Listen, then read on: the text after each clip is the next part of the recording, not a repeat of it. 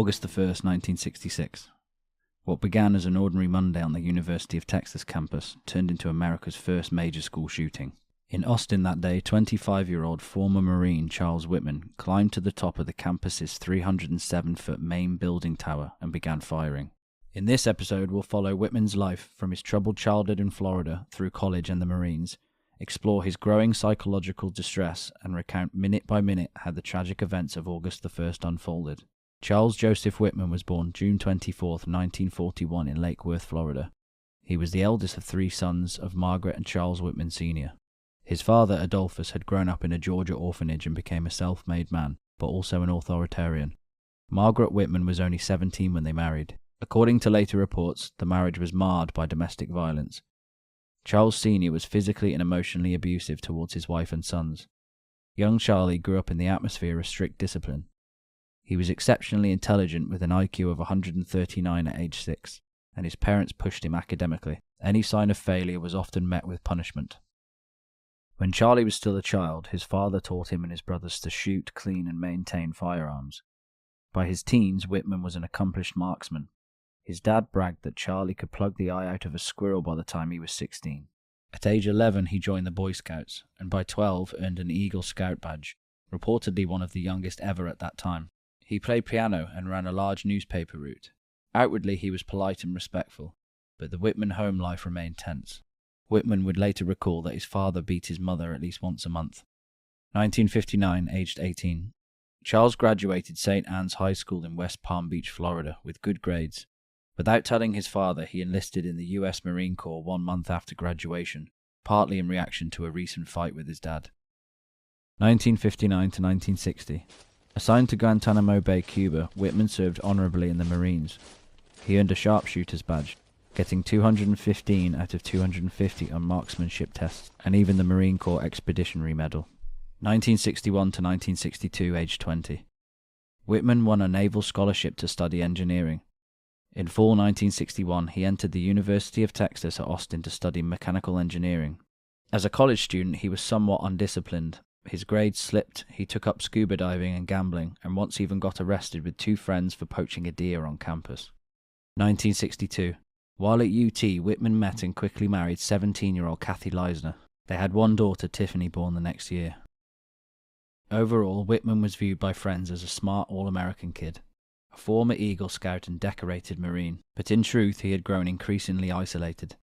In early 1966, his mother announced she would divorce Charles Sr. and move to Austin, fearing he'd harm her. Whitman helped her relocate. She lived in an Austin apartment near campus. By April 1966, according to family accounts, Whitman's anxiety and frustration had been rising. He obtained a concealed handgun license that spring, stockpiling more weapons in his dorm room. Despite his outward success, Whitman began to feel deep turmoil. He started keeping a diary and even sought help. In March 1966, he consulted a psychiatrist at the University Student Health Center and confessed to overwhelmingly violent impulses. Whitman later wrote in a note that during a 2-hour session he tried to convey those fears to the doctor. He recalled, "After one visit, I never saw the doctor again, and since then I have been fighting my mental turmoil alone and seemingly to no avail." He even insisted that after my death, I wish that an autopsy would be performed on me to see if there is any visible physical disorder.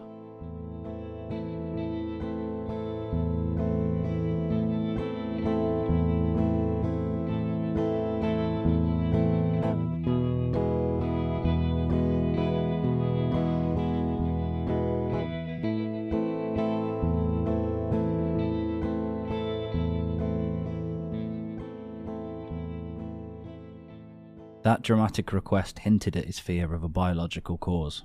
In personal letters around this time, Whitman outlined his stress and alienation. He wrote that he felt cut off and purposeless, unable to relate to others. He referenced his abusive father and how that had cast a shadow. For instance, he noted that his mother has never enjoyed life as she is entitled to because of his domineering dad. By July 1966, Whitman's journals show he was wrestling with the idea of suicide and murder. On the eve of August 1st, he penned a final note. In it, he again expressed hopelessness. "I truly do not consider this world worth living in." He explicitly said he intended to kill Kathy and Margaret. Actions he described as a quick, thorough job for their own good. His friends and teachers in retrospect remembered some disturbing signs. Whitman joked that an army attacking the tower couldn't take him. Once he told a classmate of a violent fantasy of shooting people from the tower, a comment he later admitted to the psychiatrist, but at the time no one took it seriously. Psychologist Maurice Heatley later said Whitman had no psychosis symptoms at all. He appeared lucid and rational, and indeed Heatley noted that many students expressed a morbid attraction to the tower, even fantasizing about jumping off. The quote from Whitman's final suicide letter makes this mindset chillingly clear. "I love Kathy dearly. I cannot rationally pinpoint any specific reason for doing this." In short, Whitman saw himself sane, but driven by impulses he could not control. The nightmare began just before midnight on July 31st, 1966. Under cover of darkness, Whitman drove from Austin to his mother's apartment.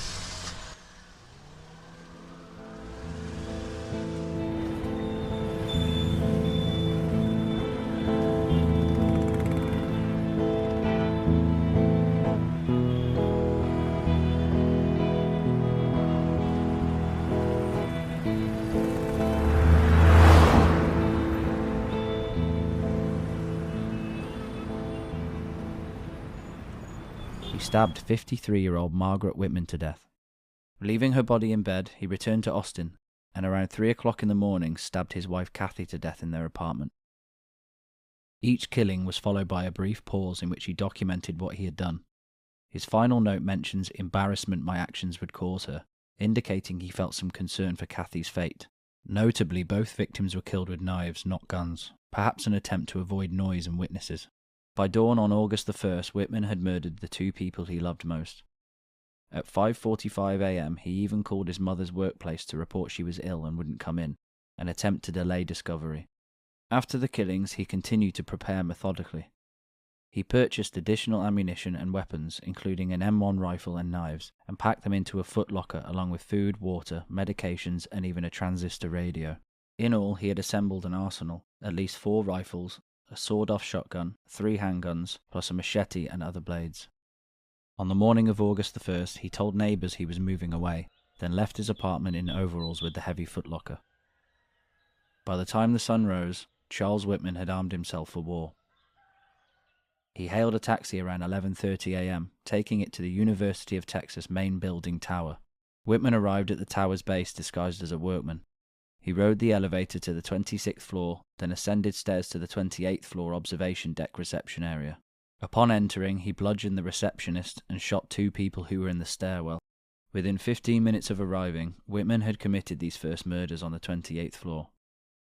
He barricaded the reception room door, then stepped out onto the open-air deck 90 meters above the campus. Having distributed his rifles in strategic positions on the deck, Whitman waited, and around 11:50 a.m. unleashed the first rifle shots at the crowds below.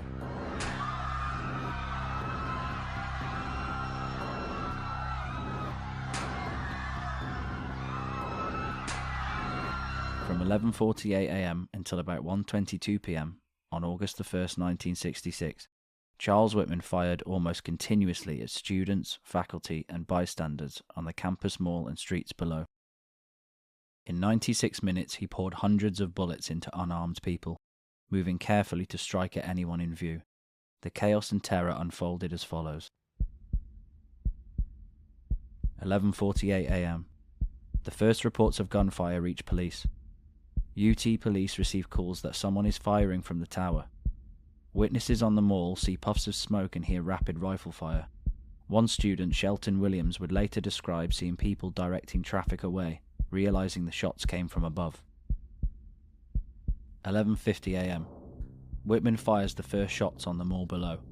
A pregnant student, Claire Wilson, is struck in the abdomen. Her unborn child is killed instantly, and her boyfriend is also shot dead. Within minutes, multiple victims begin to fall. The initial volley will claim at least 3 lives immediately. People on the mall scatter or dive for cover.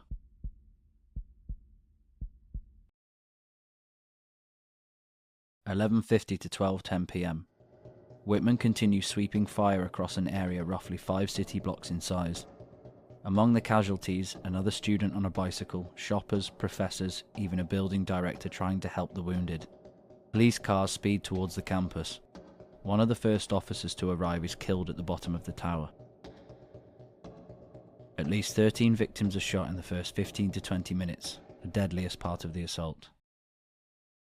Unbelievably, some bystanders initially thought it was a movie or a prank shootout. Witnesses later said many people did not run away, some even walked closer, saying it looked like an old-fashioned Texas shootout. 12:15 p.m. The gun battle is well underway. Reports broadcast over radio say it's one of the worst crimes in Austin history. News helicopters and media begin to circle. Whitman, meanwhile, takes cover behind stone walls and mechanical towers at the edge of the observation deck to minimize return fire. 12:20 to 1 p.m. Law enforcement scramble and return fire. Officers approach on foot and from other buildings, some with hunting rifles. Civilians grab any rifles they can and line up to shoot upward. However, Whitman's high position and the thick limestone walls made it hard to hit him. During this period, police coordinate in small teams. Remarkably, one citizen, Charles Clark, a bookstore manager, dons a uniform and follows police into the tower, aiming to help. 1:20 p.m. 3 men reach the tower's 27th floor. Austin police officers Sergeant Ramiro Martinez and Lieutenant Houston McCoy, along with civilian volunteer Alan Cripp. Entering the stairwell to the observation deck, they find Whitman behind the barricade. Exchanging fire at close range, they finally shoot and kill him.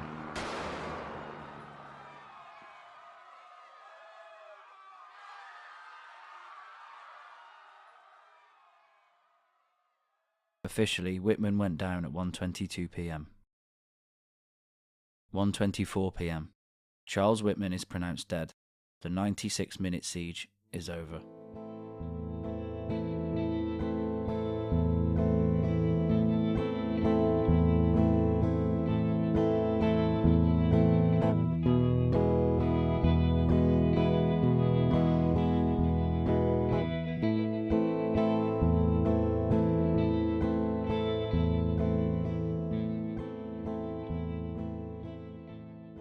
According to news reports that afternoon, Whitman's weapons were formidable.